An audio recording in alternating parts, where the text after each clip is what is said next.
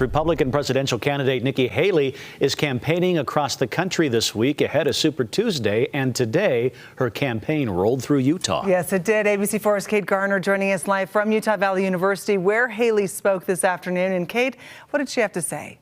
Even after losing a few big races, including South Carolina, where Nikki Haley was governor, she's here in Utah to say that she believes she needs to continue her campaign because America needs some saving.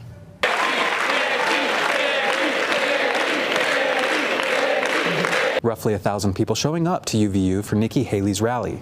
This is the time when America needs a leader that has moral clarity.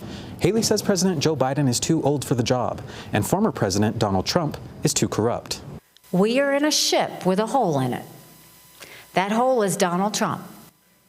We can ignore the hole all we want, and we'll go down with the ship. She says that the Republican Party needs to return to its roots and be the fiscally responsible party. She says President Joe Biden and the Democrats, along with former President Donald Trump and the Republicans, are equally to blame for the nation's debt. I am frustrated by Republicans and Democrats who are spending like drunken sailors. She says the country now spends more on paying interest on its debt than on its defense budget, and is sick of veterans being put off to the side. We can't just love our men and women when they're gone. We gotta love them when they come back home, too. Haley emphasizes that her campaign is about changing the direction of the Republican Party.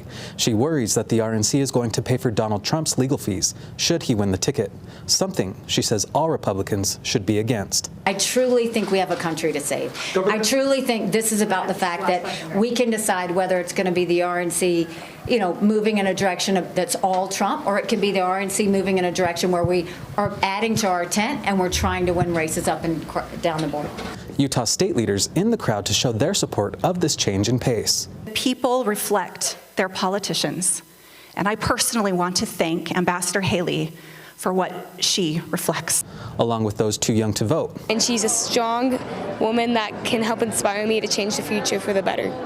And to all Utah Republicans, Haley has a call to action ahead of Super Tuesday. Don't complain what happens in a general election if you don't play in this caucus. It matters.